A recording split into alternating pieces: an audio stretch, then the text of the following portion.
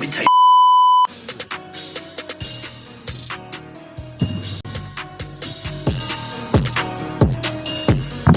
All right, this is the Smooth Sports TV podcast, and today we're going to be talking about the results of the Super Bowl. The Eagles and the Chiefs played, and wasn't really that close of a game, honestly. I wouldn't really say it was much competition at all. Pretty surprising, actually, right? Yeah, especially, looking at the Chiefs, all their success the last 2 years in the playoffs and through the regular season, and they kind of honestly just sat there and did nothing for really 4 quarters, until the last, 5 minutes of the game, really. Yeah. Even the touchdown they scored didn't really bring them any momentum because they immediately forfeited their 2-point conversion, basically. Yeah, so what? It was pretty much a blowout up until, even all the way, most of the way through the fourth quarter. Right? Yeah. So it's 33-0 and 33-6 going into the fourth quarter. And I would almost argue those 16 points were kind of garbage points, right? Because Phillies had already put their second string quarterback on the field.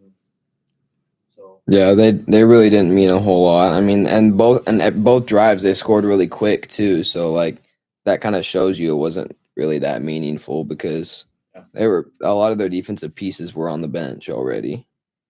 But they started off with a punt. Both teams started off punting, so the game started kind of slow. But the Eagles started to pick it up a lot quicker than the Chiefs. And honestly, I kind of expected the Chiefs to start to pick it up while the Eagles picked it up, and it just never really happened. After the first quarter, they scored in the first quarter. They had put together a pretty good drive, 7 plays, 69 yards, 3 minutes. And the Chiefs didn't really respond.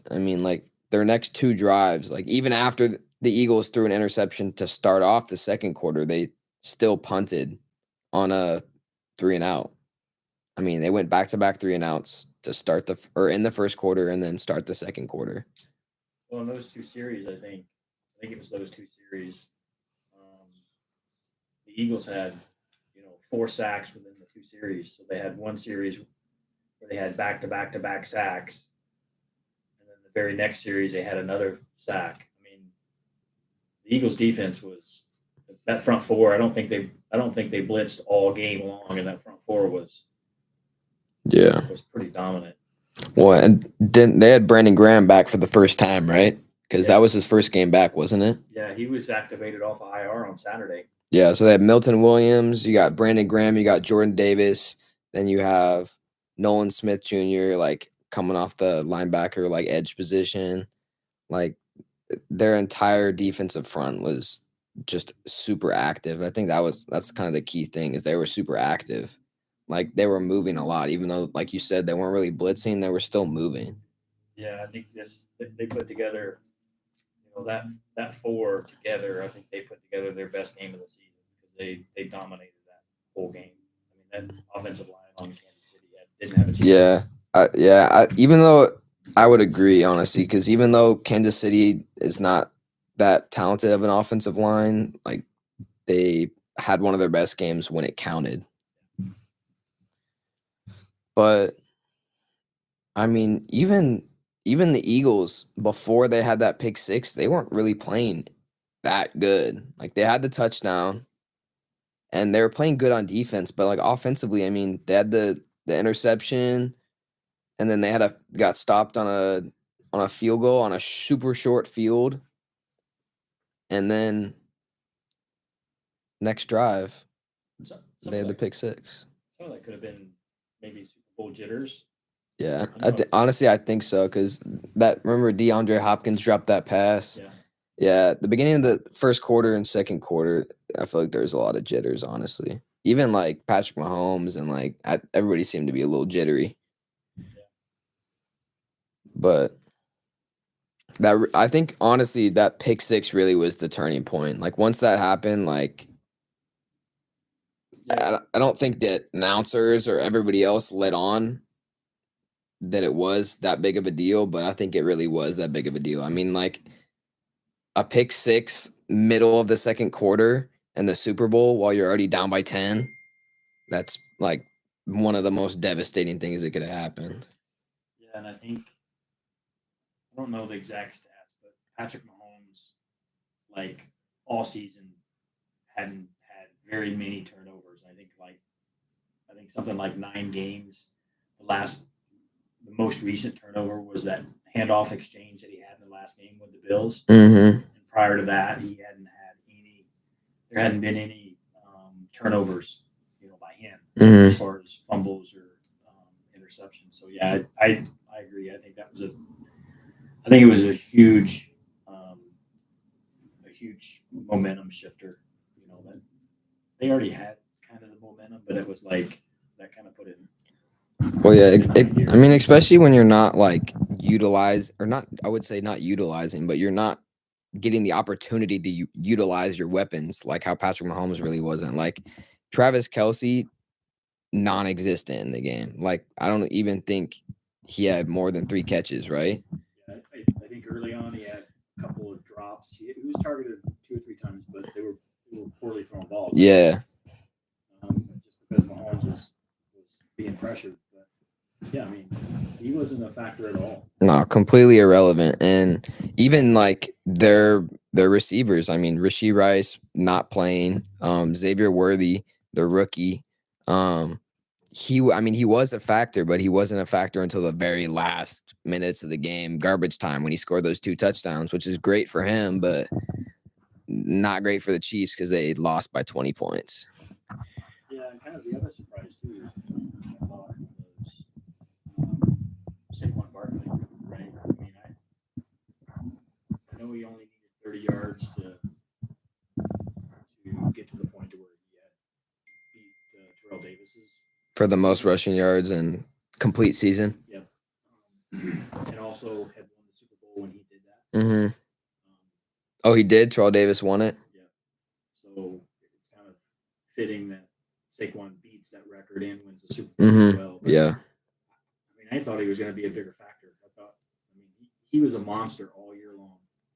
How many 100-yard games did he have through the season? Like I think almost every one was a 100-yard game. 12, 14 games.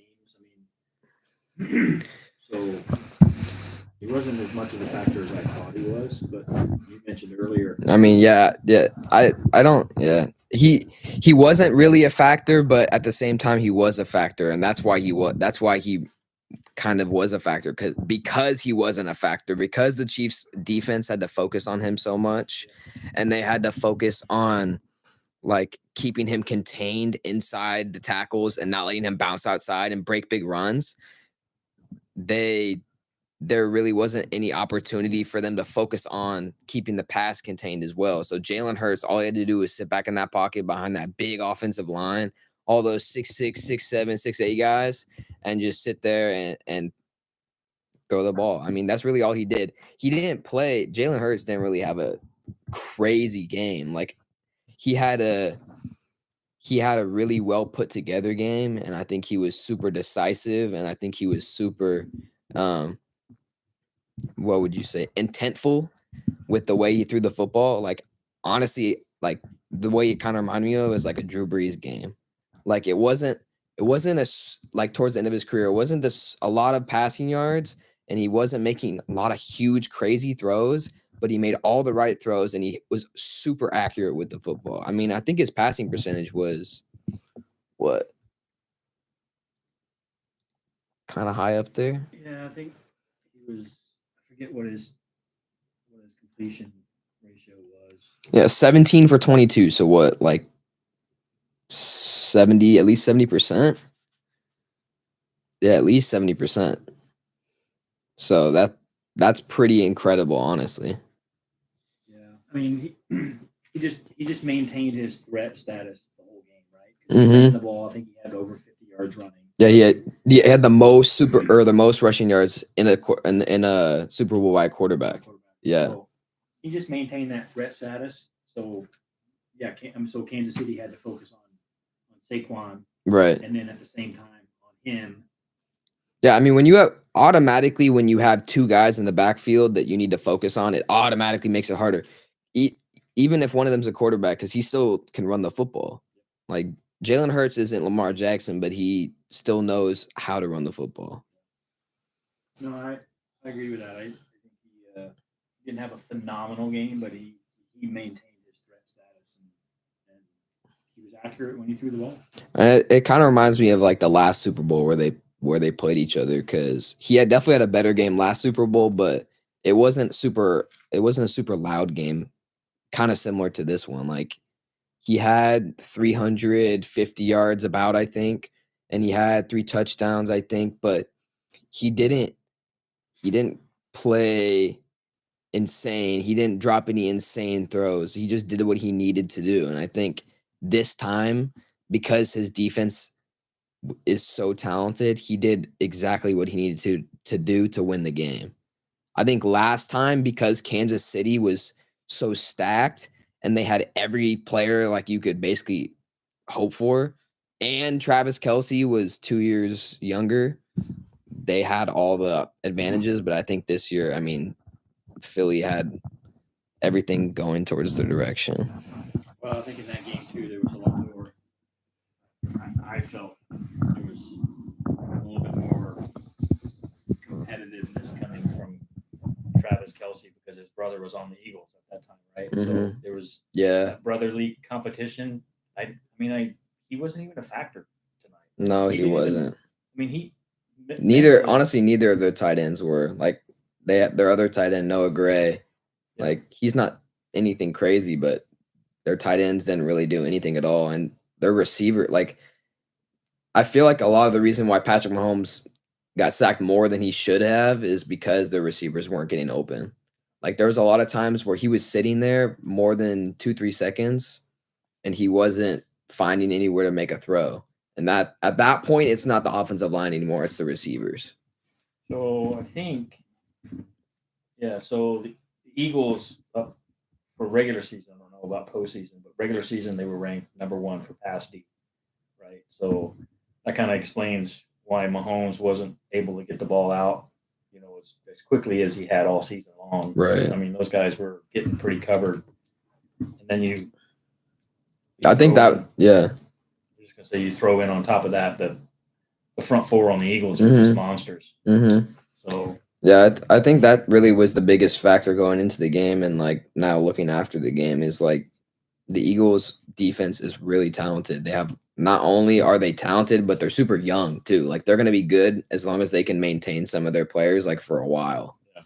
So like to have to go up against that at every level, like their defensive front stacked, their linebackers pretty stacked, their secondary absolutely stacked. Like to have to go up against that defense at every level is just it's almost impossible. I mean, you saw it, like the Kansas City Chiefs, this world champions, right? Everybody's like sweetheart, everybody loves them, or at least all the media, at least, all the NFL people. Yeah, everybody wanted to see the three-peat. Right. And it was never a chance. Yeah, they weren't even in conversation. Nah.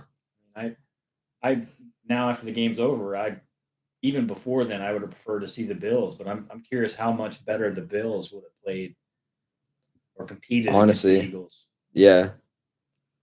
This Super Bowl kind of reminds me a little bit of when Denver played Carolina in the Super Bowl, and it was Peyton Manning versus Cam Newton. Yeah. I mean, not necessarily the situation a lot, but just like the score, and like it didn't like Cam Newton and the Panthers came back a little at the end, but like it really didn't look pretty. Yeah. Yeah, sometimes you get, not often, but sometimes you get that. It's not that both teams aren't worthy of being there. It's one team just happens to have the worst game of their season, the Super Bowl. And maybe it's they can't, some of the players can't handle the pressure.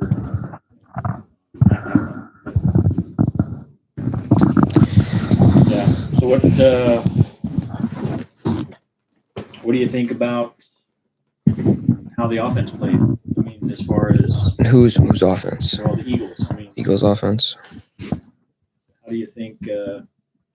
I guess the leading question to that will be, what's your thoughts about Kellen Moore being the head coach of New Orleans?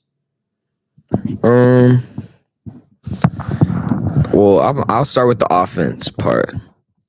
Actually, I'll start with the first one. I mean, I think Kellen Moore is a talent. I think he's super talented offensive coordinator. I think he's kind of still in development. I think kind of the same way that players develop, coaches develop.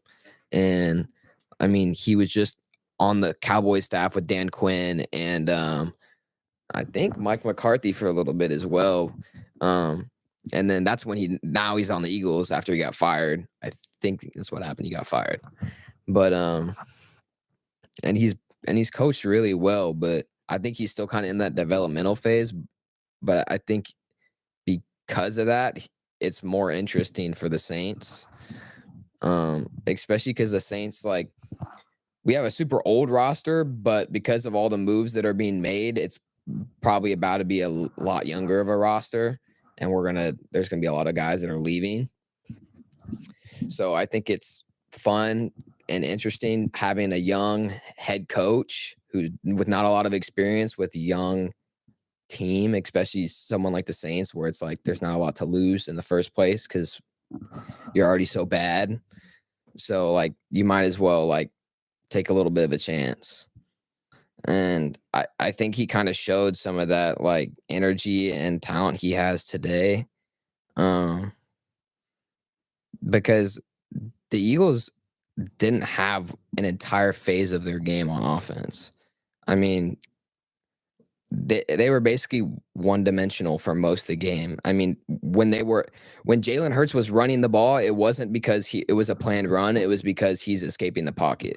Like every other for Saquon's 25 rushes for 57 yards, like that really didn't impact the game that much. So considering that he was still able to get Devontae Smith and AJ Brown and Jahan Dotson and even like Saquon involved in the passing game as much as he did, considering the rush game was almost completely shut down, was really impressive. And I think Jalen Hurts kind of, I mean, he filtered that game. I mean, he really controlled that game the whole time. He controlled the line of scrimmage, and he's really the reason I think they won. Because if Jalen Hurts doesn't play a good game and he can't be as accurate as he was, then there's no way that they win. Like, I know that their defense played really well, but even if Jalen Hurts throws for even half as many yards as he did, there's no way they win. There's absolutely no way with the rushing game how it was. So I totally agree with that. I mean, but if you look at over the regular season, I think their average time of possession offense is like 33 minutes of an hour game, right? So as far as the clock is concerned, so they hold the ball for more than half of the game on average. Right. So I mean, I'm interested to see what he does and how it turns out for sure. I think he's going to be. I hope he's going to be a good coach. I mean, he looks like so far. If you kind of look at Sean Payton, how he came through it, he may have Sean may have had a couple of more years under his belt as an offensive coordinator, but I mean, he was quarterback coach I think in New York. Yeah, and he was a quarterback first. Yeah.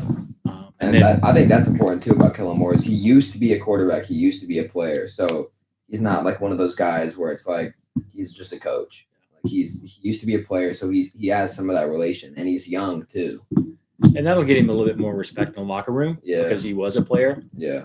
So he knows from a player's perspective. So right. I don't know. I'm optimistic.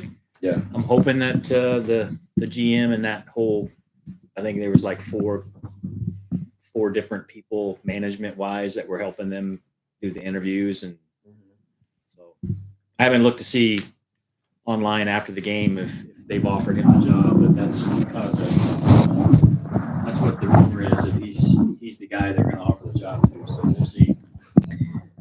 Yeah, I mean, yeah, it's not really a rumor. I mean, anymore. Like, it's definitely he's gonna get the job. Like, unless like for some reason the Archbishop comes out with more rumors about like him touching kids, then it's probably not gonna be.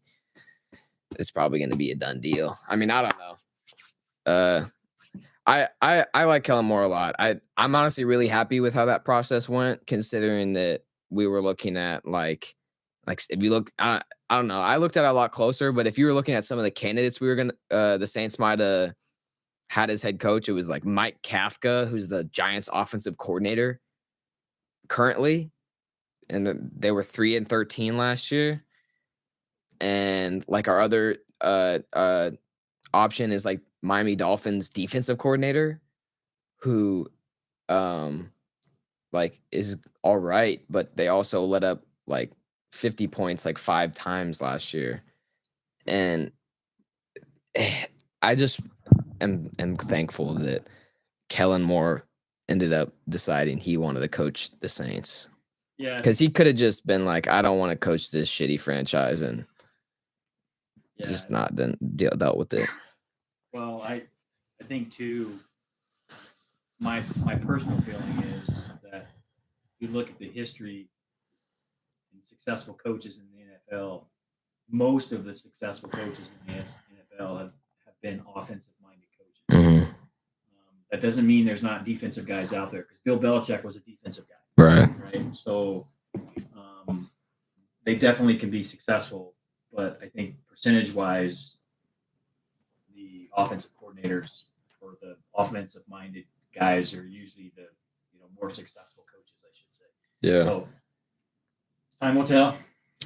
Yeah, and I don't know. I think Kellen Moore's done a really good job of developing like Jalen Hurts, and like because I mean Jalen Hurts 2 years ago in the Super Bowl, like he played really well, and that whole playoff run he played really well, but like that regular season and like before this year, like Jalen Hurts wasn't really.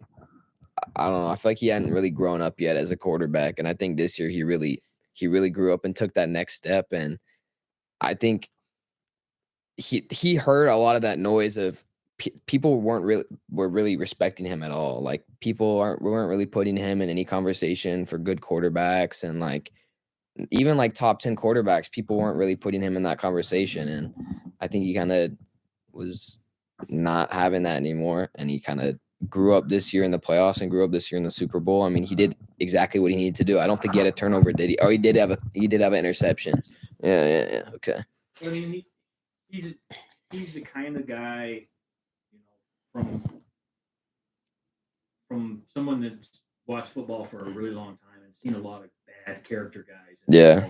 Even quarterbacks. I mean, he's a great character guy. He is, yeah. He's a little. I don't know. My personal opinion, he's a little corny, but he's cool. He's a cool guy. He's definitely a little like. I think maybe he's got a little bit of I don't know. Cocky, maybe. Yeah, a little bit. Got a little bit. But that's all right. Like especially if you're in the Super Bowl, you're like, I get it. So it's not a big deal. As long as he doesn't, and I haven't seen it, but as long as it's not, he's just not puking that cocky. Right, and I think him winning the Super Bowl and doing it how he did it and doing what he did in the Super Bowl, like I don't think he's at that point. I don't either. I think he's a good